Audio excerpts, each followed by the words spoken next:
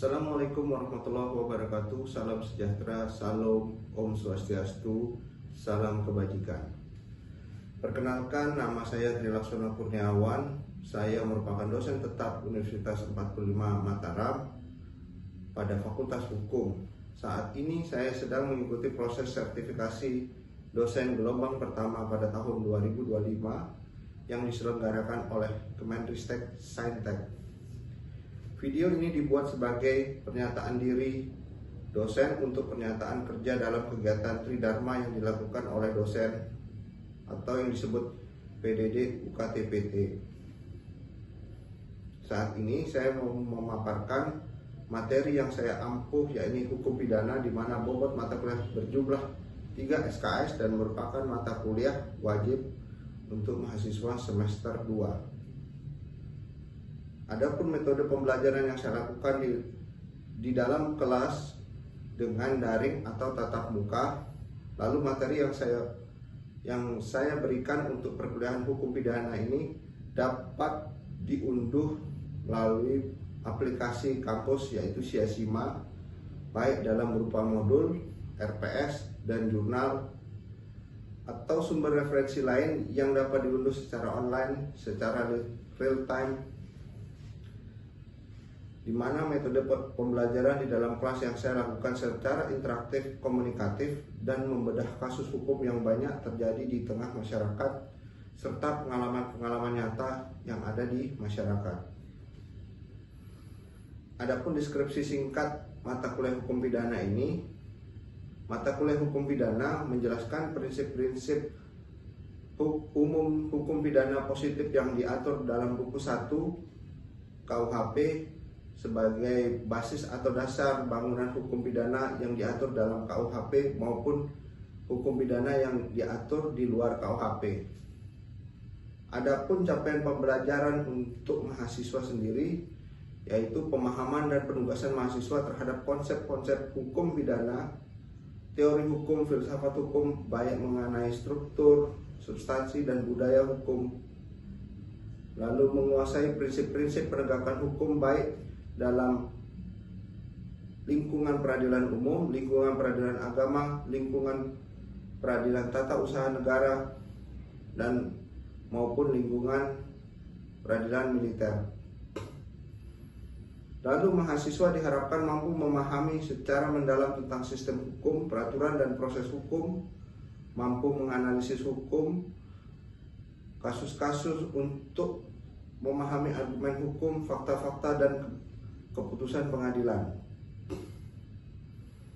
mengembangkan keterampilan penalaran hukum dan kemampuan untuk membuat argumen hukum yang kuat, memahami struktur pengadilan dan proses peradilan melalui praktek peradilan dan praktek penyelesaian sengketa di luar pengadilan atau non-litigasi, serta memahami dan menguasai konsep-konsep dalam penyusunan gugatan, kontrak perjanjian, dan dokumen hukum lainnya.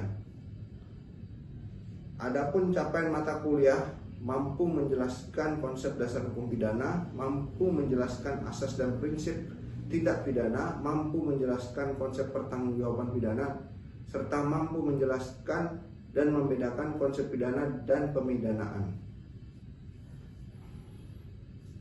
Lalu sub CPMK sendiri, kemampuan akhir tiap tahapan pembelajaran, yaitu memahami ruang lingkup definisi dan fungsi hukum pidana, menganalisis sistem hukum pidana di Indonesia, menjelaskan keberlakuan hukum pidana secara waktu atau tempat, menguraikan unsur subjektif dan objektif, membedakan delik dolus culpa material formil, menjelaskan konsep kesalahan dan alasan penghapusan pidana, menganalisis peran pelaku, peserta, dan upaya, menjelaskan teori dan tujuan pemidanaan, membedakan pidana pokok dan pidana tambahan, menjelaskan konsep residif dan kumulasi, menjelaskan konsep daluarsa, gerasi, abolisi, menyusun alur penanganan kasus pidana, merefleksi capaian pembelajaran serta kesiapan dalam pembelajaran.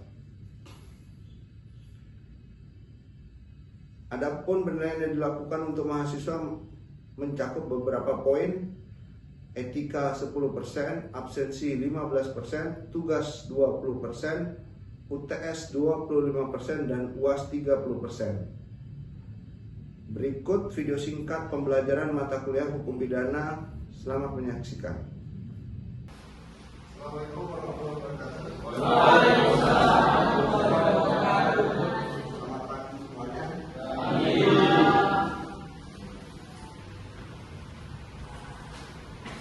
Alhamdulillah kita ketemu kembali hari ini untuk melanjutkan mata kuliah kita hukum pidana.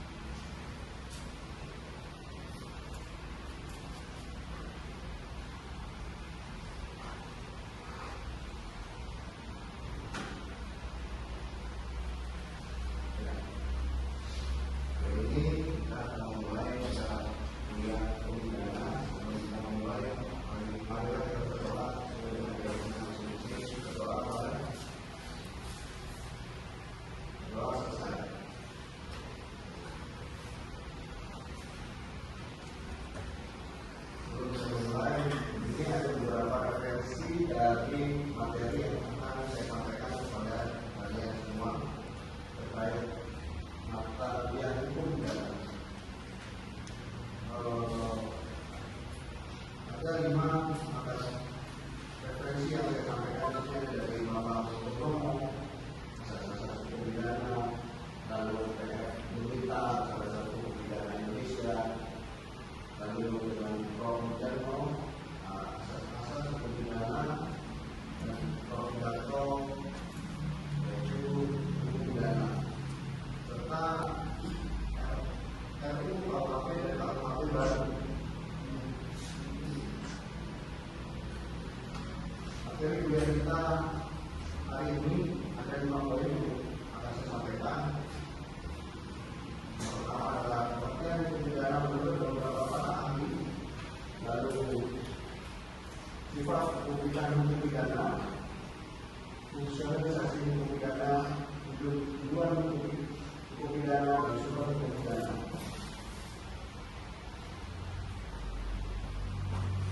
Pengertian hukum pidana itu sendiri adalah dapat hukum yang mengatur tentang perbuatan yang dianggap sebagai kejahatan atau pelanggaran serta sanksi atau hukuman yang dikenakan kepada pelaku kejahatan tersebut.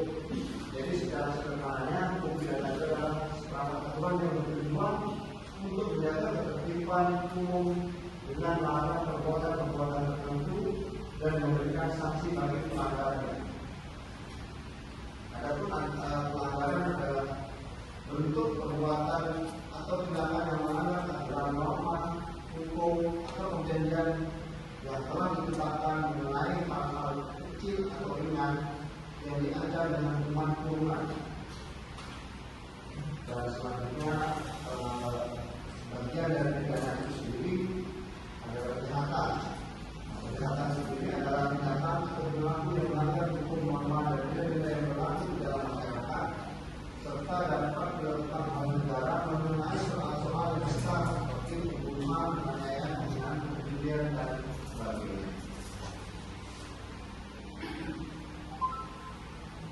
Definisi hukum pidana itu menurut para pakar yang ada di Eropa dan di Indonesia. Fungsi sendiri memberikan pengertian bahwa keseluruhan aturan hukum mengenai perbuatan yang dapat dihukum dan aturan pidananya.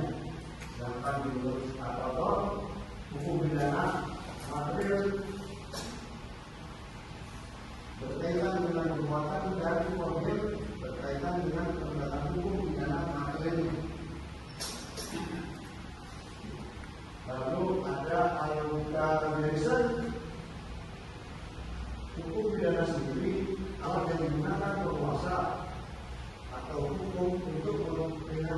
yang telah melakukan perbuatan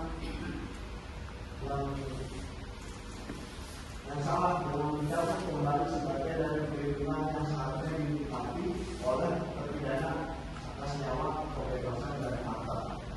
Itu dari definisi makar hukum yang ada di Eropa. Sedangkan makar hukum yang ada di Indonesia, menurut Mujahid sendiri, bagian hukum yang berlaku di suatu negara mengadakan dasar untuk menentukan perbuatan yang tidak boleh dilakukan serta sanksi. Kapan dan dalam hal apa sanksi dapat dijatuhkan, cara pengenaan pidana dapat dilaksanakan. Lalu ada Zainal Abidin, perintah dan larangan yang melanggar diberlakukan sanksi. Cara atau alat dapat diadakan sanksi terhadap pelanggaran. Dan yang ketiga, ruang lingkup waktu dan wilayah berlakunya hukum pidana. Menurut Sudarto sendiri, sistem sanksi negatif diterapkan jika sarana lain sudah tak dapat memadai pidana atau penderitaan. Kemudian kepentingan umum itu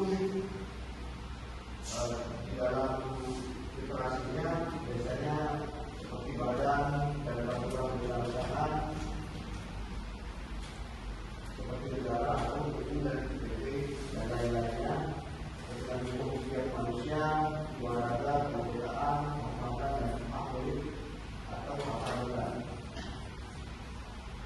Sifat politik dan hukum pidana itu ada 6. Pidana itu orientasinya kepentingan hukumnya yang dilindungi adalah hukum publik, kedudukan warga, imam hukum atau negara yang tidak sejajar, pihak yang mempertahankan kepentingan negara, lalu perdatanya bisa sekat itu dulu. Pengertian kepentingan umum itu dari badan dan peraturan negara, undang-undang, peraturan dan lain-lain. Kepentingan hukum yang manusia itu dari diwarahkan kemerdekaan, kehormatan dan hak dari atau hak pada setiap warga negara.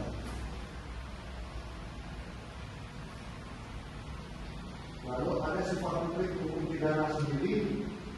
Kriteria hukum publik dan hukum privat itu dibagi dua. Hukum pidana sendiri berorientasi pada kepentingan hukum yang dilindungi adalah kepentingan umum dan publik. Lalu kedudukan pada pihak di mata hukum atau negara tidak sejajar, pihak yang mempertahankan kepentingan negara. Itu dari sisi pidananya. Sedangkan dari sisi perdata, orientasi kepentingan hukum yang dilindungi adalah perseorangan atau private, lalu kedudukannya pada di mata hukum atau negara sejajar dan individual, dan pihak yang mempertahankan kepentingan perorangan. Inti dari hukum pidana itu sendiri ada 3. Hukum pidana itu hukum pidana material atau substantif criminal law yang dibagi menjadi 3 aturan hukum mengenai ketentuan perbuatan yang dinyatakan semalam, syarat seseorang yang dapat dikenakan pidana, sanksi hukum pidana berupa sanksi pidana dan sanksi tindakan. Lalu hukum acara pidana sendiri atau formulnya law of criminal procedure, aturan hukum mengenai kadang-kadang menjatuhkan sanksi bagi seseorang yang diduga telah melakukan pelanggaran hukum pidana material dan hukum reintegrasinya atau hukum pelaksanaan pidananya, law of criminal execution, bagaimana suatu sanksi yang telah dijatuhkan harus dilaksanakan.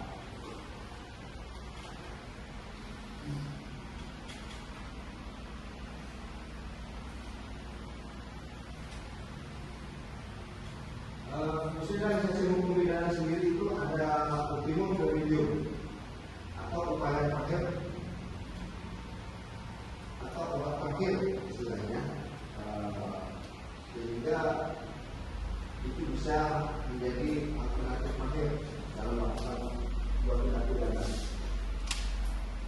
Adapun dari fungsi realisasi hukum pidana itu ada fungsi subsidiaritas, yaitu pertimbangan berbagai sanksi mencegah over atau kriminalitas, kepastian hukum, stigma negatif, stigma terhadap barang pidana, stigma terhadap anak yang berhadapan dengan hukum, dampak psikologis, diskriminasi, hambatan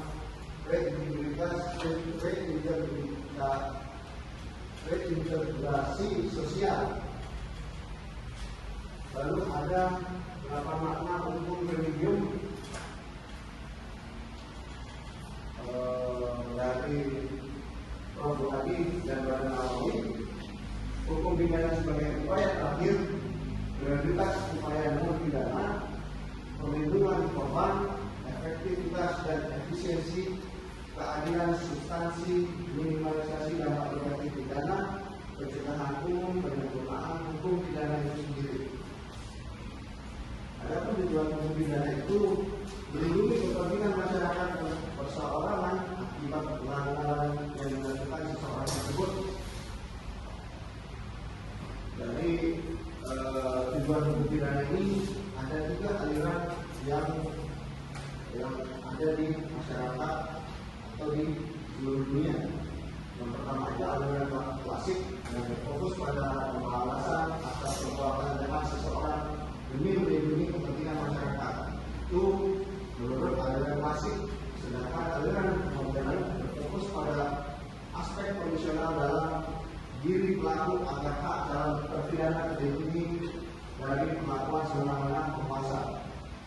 Dan ada aliran neoklasik, gabungan aliran klasik dan modern dengan memastikan aspek perbuatan dan kondisi pelaku secara seimbang melindungi kepentingan masyarakat atau individu. Kemudian di sini ada jenis-jenis hukum pidana pokok atau utama. Yang pertama itu adalah pidana mati. Pidana mati itu dulu dilakukan oleh al-wujud, dilakukan pemegaran atau hukuman gandum sebelum adanya bergeser menjadi hukuman tembak, menjadi hukuman mati.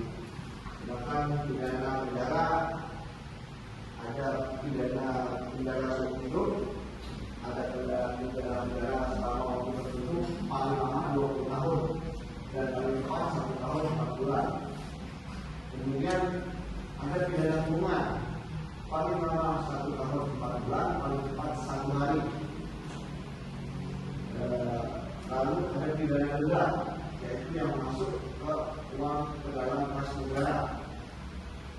Dan yang terakhir adalah pidana tutupan, yaitu khusus untuk orang yang terkenal.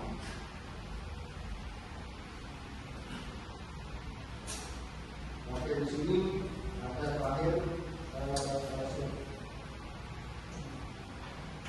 masih ada pidana tambahan pencabutan hak-hak tertentu dibagi menjadi pemegang jabatan tertentu, hak menjadi penasehat, hak dipilih dan memilih, hak menjadi awal, dan kedua perampasan kecintaan barang-barang tertentu, lalu hukuman keputusan hakim.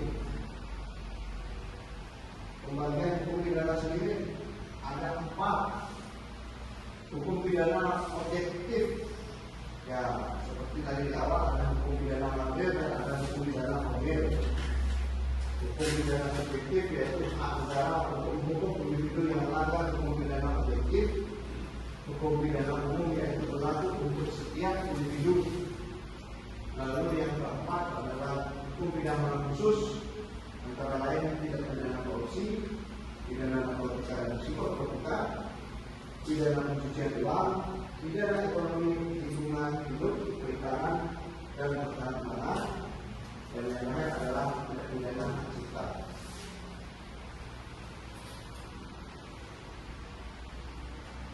Ada asas-asas hukum pidana di sini juga yang perlu saudara ketahui. Asas tidak ada hukuman tanpa kesalahan. against blood brothers only. Asas bahwa apabila ada pembunuhan dalam perjalanan sehingga peristiwa itu terjadi, maka dipakai ketentuan yang paling menguntungkan bagi si tersangka. Asas hukum pidana khusus mengesampingkan hukum pidana umum, spesialis darurat yang berlalu. Asas bahwa hukum pidana Indonesia berlaku terhadap setiap orang dalam pidana Indonesia melakukan suatu tindak pidana. Dan yang paling ini adalah sumber hukum pidana. Sumber hukum pidana itu dibagi menjadi 6 bagian. Ada undang-undang hukum pidana yang baru yang akan berlaku tahun depan, lalu undang-undang di luar KUHP, undang-undang pemberantasan tindak pidana korupsi, undang-undang penghapusan KDRT, undang-undang narkotika psikotropika, undang-undang perlindungan anak dan lain-lain. Dan yang ketiga itu jurisprudensi sebagai sumber hukum anak juga sebagai sumber hukum. Yang kelima peraturan perundang-undangan di bawah undang-undang, dan yang terakhir adalah hukum internasional. Jadi semua pemaparan materi perkuliahan ini yang saya sampaikan. Silakan kalau mau bertanya. Ya, silakan. Apa penyebab pidana tidak dapat mati kepada dialihkan ke hukum tembak? Apa penyebab yang paling besar? Kenapa harus dialihkan hukuman tembak? Hukuman mati, kenapa dia diganti? Alasan banyak negara mengganti, termasuk kita yang ada di Indonesia, mengganti hukuman mati itu menjadi hukuman tembak. Karena hukuman gantung atau penggelar itu dirasa tidak manusiawi, dianggap pelanggaran HAM untuk sebagian negara barat. Ada lagi yang mau bertanya? Ada yang masih melakukan hukuman lagi? Saat ini sudah tidak ada, sudah hampir tidak ada.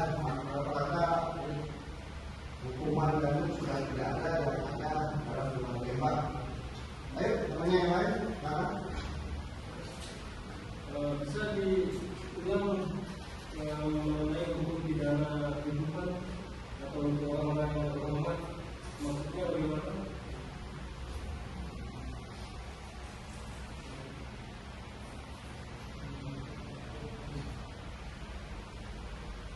Ini ya.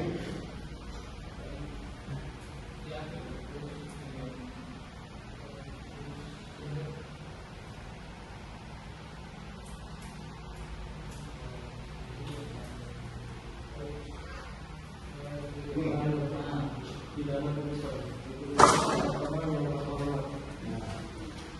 Biasanya ini berlaku bahasa terhormat itu adalah dari seseorang mantan pejabat tinggi negara yang terlibat atau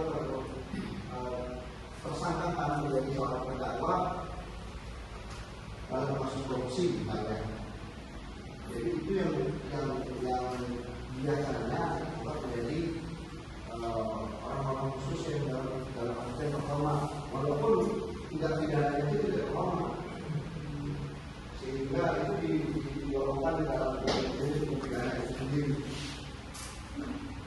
Kebanyakan, tapi kalau sekarang Indonesia kan sudah menjalankan tidak dengan itu lebih terbuka, bukan tertutup. Kalau di zaman dulu masih tertutup, tapi ada juga kasus-kasus yang berkaitan dengan asusila misalnya. Asusila kan masih sampai detik ini tertutup sifatnya untuk menjaga kehormatan si korban, korbannya itu wanita atau anak-anak dalam kekerasan seksual dan kekerasan yang lain. Masih ada yang mau bertanya? Yang satu itu Pak, Ya. yang awal itu, yang paling awal.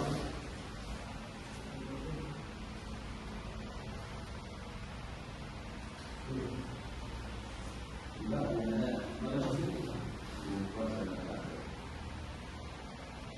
itu Pak tadi ada yang ketiga saudara Pak sistem sanksi negatif bahkan jika sarana yang lain sudah tak memadai pidana maksudnya penderitaan sama dengan penderitaan pada sama ini ya. Jadi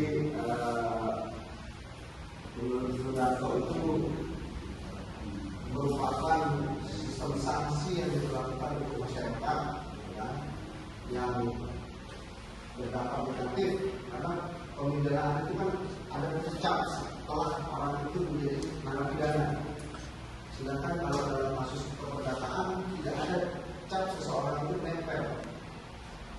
Ketika orang masuk dalam penjara lalu keluar dia membahasakan dengan sekitar residivis, ada yang menyebutnya seorang mantan narapidana. Nah, itu cap negatif kan, sehingga kalau hal lain yang tidak memadai dalam pidana itu ya otomatis dia seumur hidup akan tetap dicap sebagai seorang narapidana. Itu yang